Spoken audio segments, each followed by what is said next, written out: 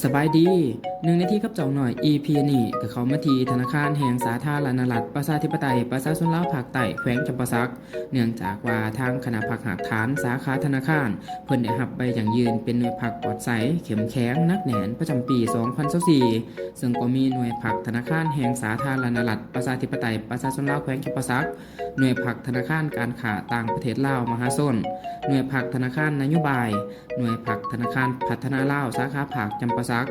หน่วยพักธนาคารส่งเสริมกสิกรรมและหน่วยพักธนาคารร่วมธุรกิจลาวเวียดนั่นเอง